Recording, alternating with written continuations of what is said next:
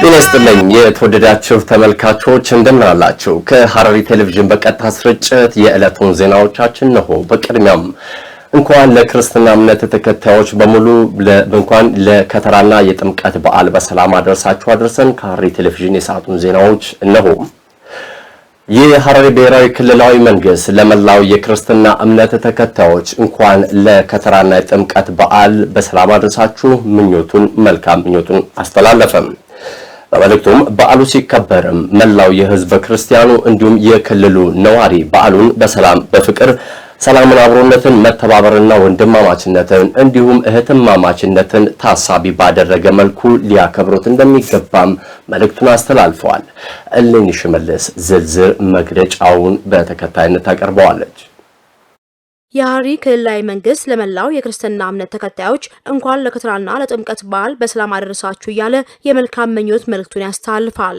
የጥምቀት በዓል አከባበር በተባበሩት መንግስታት የትምህርት የሳይንስና የባህል ድርጅት ዩኔስኮ በታህሳስ ወር 2012 ዓ.ም በሰው ልጅ ወካይ የማይዳሰስ ባህላዊ ቅርስነት የተመዘገበ ሲሆን ይህም ከሃይማኖታዊ በዓልነቱ ባሻገር የሀገሪቱ መልካም ገጽታን ለመገንባትና የቱሪስት ፍሰትን ለማጎልበት ከፍተኛ ሚና ያለው በዓል ነው። በዓሉ በክልላችን ሲከበርም ህዝበ ክርስቲያኑን ጨምሮ መላው የክልሉ ነዋሪ ሰላምን፣ አብሮነትን፣ መተባበርንና ወንድማማችነትና እህትማማችነትን በማጎልበት እንዲሁም በክልሉ የተጀመሩ ሁሉን አቀፍ የልማት ተግባራት እንዲጠናከሩ ድጋፉን እንዲያጠናክር የክልሉ መንግስት በዚህ አጋጣሚ ይጠይቃል።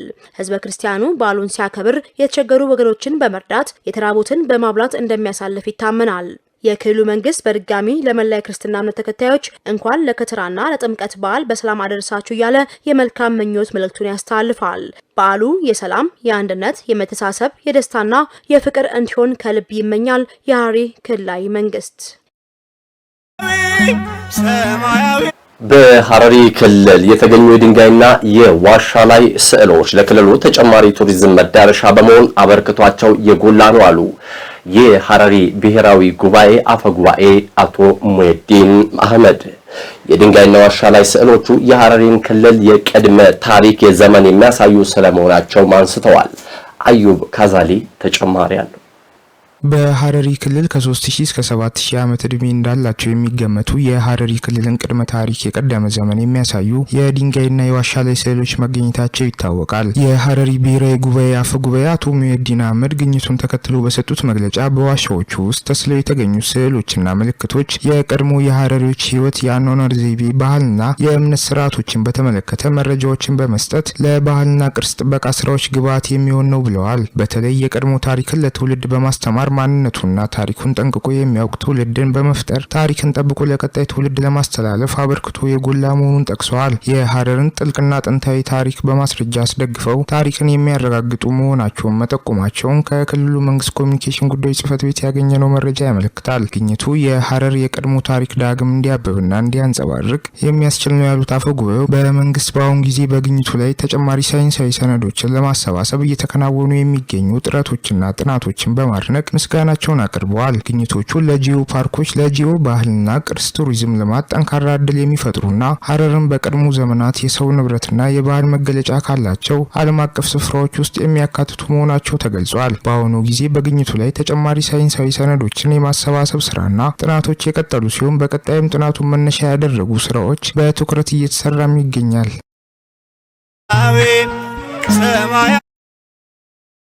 ቻችን ደግሞ ተሻገረን። ህዝበ ክርስቲያኑ የጥምቀት በዓልን ሲያከብር ፍጹም ክርስቲያናዊ በሆነ ጨዋነት ሊያከብረው እንደሚገባ የሃይማኖት አባቶች ገለጹ። በዓሉን በማስመልከትም አስተምህሮቱ ምን ይመስላል እንዲሁም የመልካም ምኞታቸውን አስተላልፈዋል። ቤተልሔም ደሴ ተጨማሪ አላት። በኢትዮጵያ ኦርቶዶክስ ተዋሕዶ ቤተክርስቲያን ከሚከበሩ 9 አበይት በዓላት መካከል አንዱ የጥምቀት በዓል መሆኑን በኢትዮጵያ ኦርቶዶክስ ተዋሕዶ ቤተክርስቲያን በደብረ አድኖ ቅዱስ ገብርኤል ቤተክርስቲያን ትምህርት ክፍል ኃላፊ መለከ ኃይል ቄስ ገብረ መድኅን ደጀኔ ገልጸው ለመላው የእምነቱ ተከታዮች እንኳን አደረሳችሁ መልእክት አስተላልፈዋል። በስመ አብ ወወልድ ወመንፈስ ቅዱስ አሐዱ አምላክ አሜን። በመላው ዓለም የምትገኙ እንዲሁም በሀገራችን በኢትዮጵያ ያላችሁ የኢትዮጵያ ኦርቶዶክስ ተዋሕዶ ቤተክርስቲያን ክርስቲያኖች አማኞች በአጠቃላይ እንኳን ለጌታችንና ለአምላካችን ለመድኃኒታችን ለኢየሱስ ክርስቶስ ለብርሃነ ጥምቀቱ በሰላምና በጤና አደረሳችሁ አደረሰን። የኢየሱስ ክርስቶስ የጥምቀት በዓል በዮርዳኖስ ወንዝ ኢየሱስ ሲጠመቅ አንድነት የተፈጠረበት ዕለት ስለመሆኑም ተናግረዋል። አምላካችን ኢየሱስ ክርስቶስን ባየ ጊዜ ዮርዳኖስ ወደ ኋላ ሸሽቷል ማለት ነው። ተራሮቹ ሁሉ አፈግፍገዋል፣ ዛፎቹ አዘንብለዋል። ጌታችን ኢየሱስ ክርስቶስ ሲመጣ ባህር ደንግጣለች፣ ሸሽታለች። ሰማይና ምድርን የፈጠረ ጌታ የፈጠረ አምላክ ወደዛ ሲመጣ ያቺ ዮርዳኖስ ወንዝ ተንቀጠቀጠች፣ ፈራች ነው የሚለው እና ጌታችን ኢየሱስ ክርስቶስ ዮርና ዳኖስ የሚባሉ ወንዞች ከላይ አሉ፣ ከታች ደግሞ ዮርዳኖስ ሁለቱም የሚገናኙበት ቦታ ነው ያ የዕዳ ደብዳቤ የተቀበረው። ስለዚህ ሕዝብና አሕዛብን አንድ በጥምቀት ያደርግ ዘንድ ጌታችን ኢየሱስ ክርስቶስ ዮርና ዳኖስ በተገናኙበት ቦታ እንደ አምላክነቱ አቅልጦ እንደ ሰውነቱ ተረግጦ ያንን የዕዳ ደብዳቤያችንን ለአንዴና ለመጨረሻ ጊዜ ደመሰሰው ይላል። በዓሉ በየዓመቱ ጥር 11 በመላው ሀገሪቱ በእምነቱ ተከታዮች ዘንድ በተለያዩ ሃይማኖታዊ ክዋኔዎች በአደባባይ በድምቀት የሚከበር መሆኑን ጠቁመው የዘንድሮ በዓል ሲከበርም ህዝበ ክርስቲያኑ ሃይማኖታዊ ይዘቱን ጠብቀው በፍጹም ክርስቲያናዊ ጨዋነት በዓሉን በሚመጥን አለባበስና በምስጋናና በዝማሬ በጸሎትና በአንድነት እንዲያከብሩም አሳስበዋል። ህዝቡ በዓሉን ሲያከብር እንግዲህ የሀገር ባህሉን ለብሶ የባህል ልብስ አለን የራሳችን። ምክንያቱም ኢትዮጵያውያኖች የራሳቸው ሸማ፣ የራሳቸው ቀሚስ፣ የራሳቸው ልብስ ያላቸው ናቸው። ኢትዮጵያ ኩርት ያለች ከማንም ማትቀበለው የራሷ የሆነ ለሴቶችም ለወንዶችም የተዘጋጀ ልብስ ያላት ሀገር ነች። ስለዚህ ልብሳቸውን አጊጠው ለብሰው በፍቅር በአንድነት በዝማሬ በጸሎት ነው በዓሉ የሚከበረው። በዓሉ የሚከበረው በጸሎትና በዝማሬ ታቦቱን በማጀብ ነው። በዛ ዕለት አብዝቶ መብላት አብዝቶ መጠጣት አይፈቀድም። ከታቦቱ ጋራ ነው የምንውለው። ከታቦት ጋር የሚውል ሰው ደግሞ በንጽህና በቅድስና ነው ታቦት የሚከበረው። ስለዚህ ታቦቱን ስናከብር አብዝተን በመብላት አብዝተን በመጠጣት ሳይሆን በጸሎትና በዝማሬ በፍቅርና በአንድነት ህዝቡ ታቦቱን ማጀብ አለበት፣ ማክበር አለበት። ለታቦቱ ክብር የሚሰጥ ትውልድ የተባረከ ነው። በተጨማሪም ምእመናኑ በመከባበርና አንዱ ለሌላው ቅድሚያ በመስጠት እንዲያከብሩ መላከ ኃይል ቄስ ገብረ መድኅን አሳስበው ለመላው የእምነቱ ተከታዮች መልካም በዓል እንዲሆን ከወዲሁ ተመኝተዋል። እንቀጥላለን። የተወደዳችሁ ጥምቀት ሲነሳ አልባሳትና ጌጣጌጦች እጅጉን የተለመዱ ናቸው። መላ ህዝቡ በዓሉን የሚያከብር ልብሶችን እየለበሰ በጌጣጌጦች እያማረ እየተዋበ ወደ ጥምቀተ ባህሩ መሄድ የተለመደ ነው። ከዚህም ጋር የተያዘ አንድ ብሂል አለ። ለጥምቀት ያልሆነ ቀሚስ ይበጣጠስ ይላል። እንዲሁም ብሂሉ ታዲያ የጥምቀትና አልባሳት በተለይም የሀገር ባህል አልባሳት ልብሶች እጅጉን የተለመዱ ናቸው። ታዲያ በዘንድሮ የጥምቀት በዓልን ምክንያት በማድረግ የባህላዊ አልባሳት መሸጫ በመገኘት ገዢዎችና ሻጮችን ያነጋገረችው ባልደረባችን አያንቱ አህመድ በዚህ ጉዳይ ላይ ዝርዝር ይዛለች። ተከታትለን እንመለስ። የጥምቀት በዓል በህብረ ቀለማት ያሸበረቀና በልዩ ልዩ ክንዋኔዎች የተሞላ ከሊቅ እስከ ደቂቅ የሚሳተፉበት በአደባባይ የሚከበር ብዙዎች የሚታደሙበት ክብረ በዓል ነው። የጥምቀት በዓል ከሃይማኖታዊ ስርዓቱ ባሻገር ባህላዊ ወግና ስርዓቶችን አጣምሮ ያቀፈ የተለያዩ ትዕይንቶች የሚስተናገዱበት ታላቅ በዓል ሲሆን ምዕመኑ በተለያዩ የተዋቡ አልባሳት ደምቀው በዓሉን ያደምቁታል። ለጥምቀት ያልሆነ ቀሚስ ይበጣጠስ እንዲሉ በዓል አክባሪው የእምነቱ ተከታይ የሚያሸበርቅበት ባህላዊ ሆነ ዘመናዊ አልባሳት የበዓሉ ልዩ ድምቀቶች ናቸው። የሐረሪ ብዙሃን መገናኛ ኤጀንሲም በሐረር ከተማ በባህል አልባሳት መሸጫ መደብሮች ተገኝቶ ያለውን የአልባሳት ገበያ ድባብ ቃኝቷል። የባህል አልባሳት ሻጮች የጥምቀት በዓልን አስመልክቶ ያለው የገበያ ድባብ ጥሩ መሆኑን ገልጸው አቅርቦት በስፋት መኖሩን ይገልጻሉ። የባህል አልባሳቱ የተሻሻሉና ባህላዊ ይዘቱን ሳይለቅ ለአለባበስ ምቹ በማድረግ ቀላል ተደርገው እየተሰሩ መሆኑንም ነጋዴዎች ገልጸዋል። ነጋዴዎቹ አክለውም የጥምቀት በዓል ከሃይማኖታዊ ይዘቱ በዘለለ ባህላዊ ፊቶችን ከማስተዋወቅ አንጻር የጎላ ድርሻ እንዳለው ተናግረዋል። ገበያ ጥሩ ነው። የባህል ልብስ ቆንጆ ነው። ያው እየሄደ ነው። ጠራ ነው። ድባቡ በአጠቃላይ ያው ቆንጆ ነው። ሰላም ነው። ጥሩ ነው። አቅርቦቱም አለ። ያው ተጠቃሚውም አለው።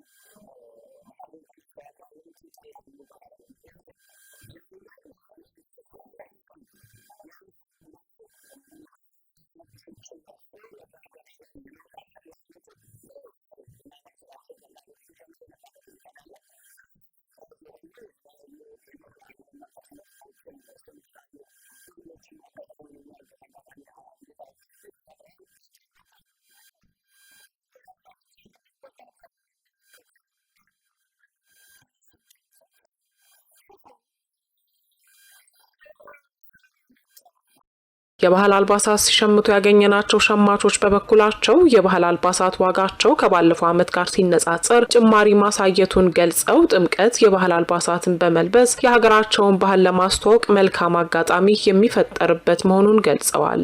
ለጥምቀት ቀሚስ ልገዛ ነበር የመጣሁት። ዋጋው በጣም ውድ ነው ማለት መጀመሪያ 4000 እስከ 5000 እንገዛ ነበር። አሁን 9000 ብር አለኝ። ይሄ ደግሞ ባህላችን ነው እና ወጥተው በሰላም በፍቅር ባህሉን አክብረው እንዲገቡ እመኛለሁ። ሁሉም ያለውን አጥቦም ያለው ገዝቶ ባህላቸውን በባህል ልብስ እንዲያከብሩ እላለሁ። ዋጋው ቆንጆ ነው። ያው አሪፍ ነገር ነው ያለው። አሪፍ ነው፣ ቆንጆ ነው። ያው ባህላችን የጥምቀት በዓልን በማክበር አልባሳቶችን በመግዛት የባህል የሚሆኑትን ነገሮችን ይዞ በመውጣት ባህላችን በማስተዋወቅ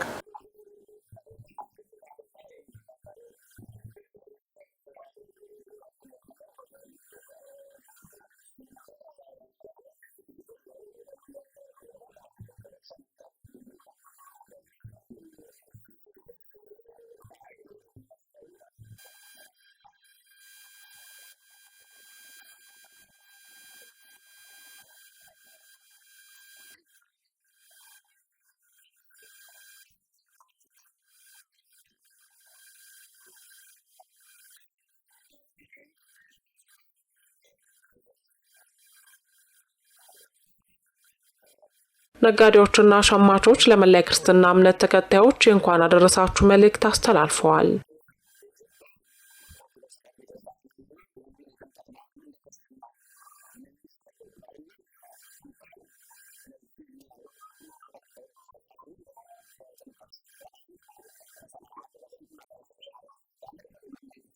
ለመላው የኢትዮጵያ ሕዝብ እንኳን ለጥምቀት በዓል በሰላም አደረሳችሁ እላለሁ።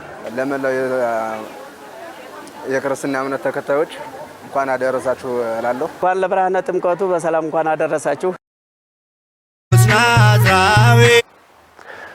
ወደ ሌሎች ጉዳዮቻችን ተሸጋግረናል። ለየአካባቢው የአየር ንብረት ተስማሚ የሆኑ ፍራፍሬዎችን ለማሳደግ በእጽዋት ማዕከላት በትኩረት እየተሰራ መሆኑን የሐረሪ ክልል ግብርና ልማት ቢሮ አስታወቀ። ቢሮው በሐረሪ ክልል ሶፊ ወረዳ ቡርቃ ቀበሌ ቂሌ የእጽዋት ማዕከል የተለያዩ ፍራፍሬን በማልማት ረገድ እየሰራ መሆኑ ተገልጿል። ዘገባው የአደብ ኢብራሂም ነው። አዩብ ካዛሊ በሐረሪ ክልል ሶፊ ወረዳ ቡርቃ ቀበሌ ቂሌ የእጽዋት ማዕከል የተለያዩ ፍራፍሬ ማልማት ስራ በተሻለ ሁኔታ እየተሰራ መሆኑ ተገልጿል። የክልሉ ግብርና ልማት ቢሮ የሰብል ልማት ዳይሬክተር አቶ አሚን ኡስማን ማንጎ ለአካባቢው አየር ንብረት ተስማሚ መሆኑን ጠቁመው ምርቱን ለማስፋፋት የተለያዩ እንክብካቤ በማድረግ ላይ መሆናቸውና በተለያዩ የእጽዋት በሽታዎች እንዳይጠቁ ለመከላከል ጸረ ተባይ መድኃኒቶችን በመርጨት አስፈላጊውን ጥንቃቄ እያደረጉ መሆኑን ገልጸዋል።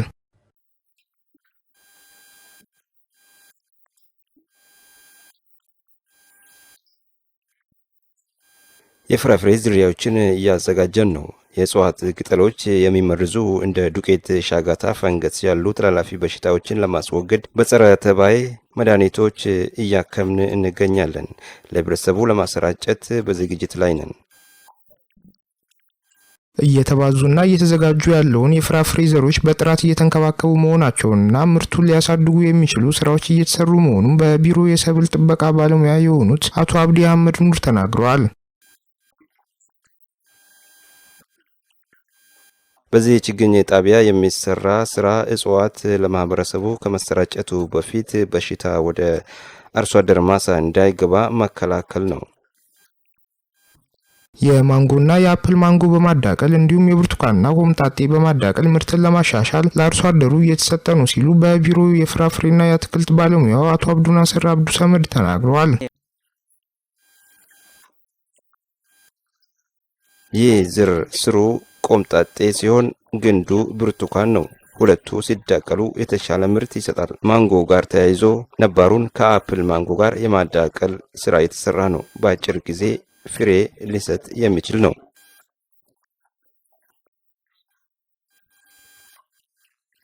በክልሉ ውስጥ የአረንጓዴ አሻራ ስትራቴጂ በመከተል በተለያዩ የችግኝ ማዕከላት ውስጥ የተለያዩ የአትክልትና ፍራፍሬዎችን እየተዘጋጁ መሆኑንም ገልጸዋል።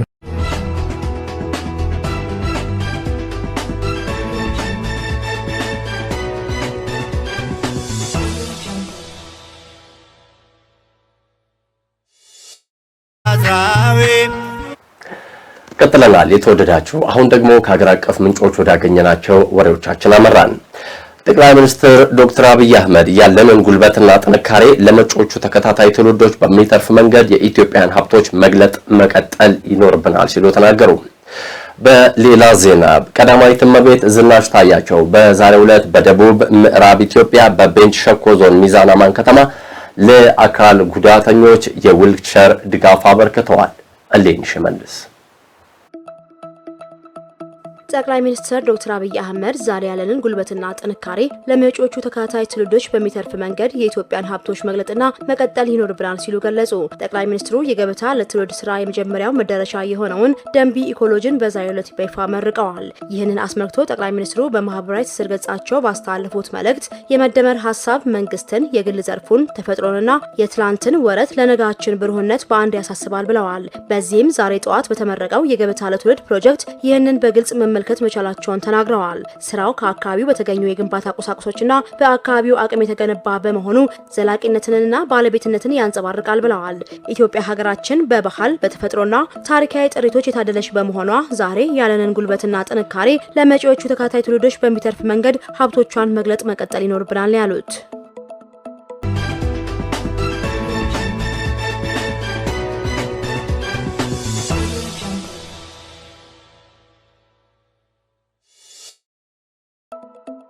ቀዳማዊት እመቤት ዝናሽ ታያቸው በዛሬው ዕለት በደቡብ ምዕራብ ኢትዮጵያ በቤንች ሸካ ዞን ሚዛን አማን ከተማ ለአካል ጉዳተኞች የዊልቸር ድጋፍ አድርገዋል። በቀዳማዊት እመቤት ዝናሽ ታያቸው የሚመራው የቀዳማዊት እመቤት ጽሕፈት ቤት ስራ ከጀመረበት ጊዜ አንስቶ ለአካል ጉዳተኞች ልዩ ትኩረት በመስጠት የተለያዩ ድጋፎችን በማድረግ በርካታ ስራዎችን በመስራት ላይ ይገኛል። በዛሬው ዕለትም ልጆቻቸው የአካል ጉዳት ገጥሟቸው ከቦታ ቦታ ማንቀሳቀስ ለተቸገሩ ወላጆችና ከቦታ ቦታ ተንቀሳቅሰው ለመማርም ሆነ ለመስራት ለተቸገሩ ወገኖች እገዛ የሚያደርግ የዊልቸር ድጋፍ መደረጉን የቀዳማዊት እመቤት ጽሕፈት ቤት መረጃ አመላክቷል።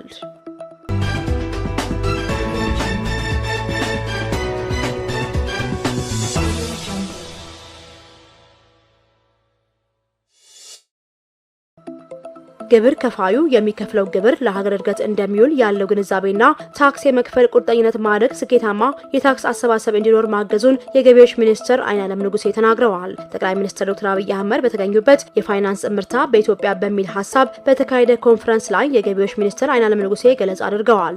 ሚኒስትሯ የታክስ አስተዳደር ሪፎርም ለኢኮኖሚ እድገትና ቀጣይነት በሚል ርዕሰ ጉዳይ ባቀረቡት ገለጻ የታክስ አስተዳደር አገልግሎት አሰጣጥን ማሻሻልና የማስፈጸም አቅምን ማጠናከር፣ ዘመናዊ የታክስ አስተዳደር ስርዓት መገንባት፣ የታክስ ህግ ተገዥነትን ማረጋገጥና ዘላቂ የገቢ እድገት ማረጋገጥ በሚሉት አበይት ጉዳዮች ላይ ሪፎርሙ መከናወኑን አንስተዋል። ከላይ በተገለጹት ጉዳዮች ላይ ተጨባጭ ለውጥ ለማምጣትም በሪፎርሙ ወቅት የፖሊሲና የህግ ማሻሻያዎች መደረጋቸውን ጠቁመው እነዚህን ለመፈጸምም የአሰራር ማሻሻያዎች ተደርገዋልን ብለዋል። ቅርንጫፎች ማስፋፋትን ጨምሮ ከፌዴራል እስከ ክልል ባሉ ባለድርሻ አካላት ዘንድ ስኬታማ ተግባራት ለማስመዝገብ እንዲቻል የአቅም ግንባታ ስራዎች መከናወናቸውንም ጠቅሰዋል።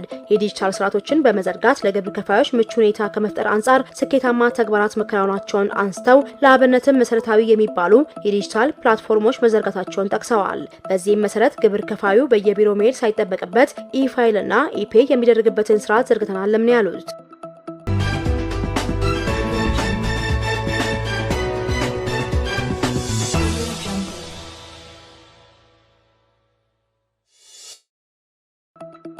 የአርቲስት ነጻነት ወርቅነህ ስርዓተ ቀብር በመንበረ ጸባዖት ቅድስት ሥላሴ ካቴድራል ተፈጽመዋል። በስነ ስርዓቱ ላይ የባህልና ስፖርት ሚኒስትር ዴኤታ ነብዩ ባዬ፣ የድሬዳዋ ከተማ አስተዳደር ከንቲባ ከድር ጆሃር፣ የአርቲስቱ ቤተሰቦች፣ የስራ ባልደረቦችና ወዳጅ ዘመዶቹ እንዲሁም በርካታ የአርቲስቱ አድናቂዎች ተገኝተዋል። የባህልና ስፖርት ሚኒስትር ዴኤታ አቶ ነብዩ ባዬ በስነ ስርዓቱ ላይ ባደረጉት ንግግር አርቲስት ነጻነት ወርቅነህ ስራውን በሙያዊ ብቃትና በጥልቅ እውቀት ያከናውን እንደነበር ገልጸዋል። አርቲስቱ ለሙያው ዲሲፕሊንና ለጥበብ ጥራት ትልቅ ትኩረት የሚሰጥ የጥበብ ሰው እንደነበረም አክለዋል። የድሬዳዋ ከተማ አስተዳደር ከንቲባ ከድር ጁሃር በበኩላቸው አርቲስት ነጻነት በሙያው ህዝብንና ሀገርን ያገለገለ ታላቅ ባለሙያ እንደነበር ተናግረዋል። ለመላው ቤተሰቦቹ፣ አድናቂዎቹ፣ ለሙያ ባልደረቦችና ለህዝቡ መጽናናትን ተመኝተዋል። በፊልምና በቲያትር ተዋናይነት፣ በቴሌቪዥን ፕሮግራም አቅራቢነት እንዲሁም በሌሎች የጥበብ ስራዎቹ ስመጥርና ተወዳጅ የሆነው አርቲስት ነጻነት ወርቅነህ ጥር 8 ቀን 2018 ዓ.ም በድንገት ከዚህ ዓለም በሞት መለየቱ ይታወሳል።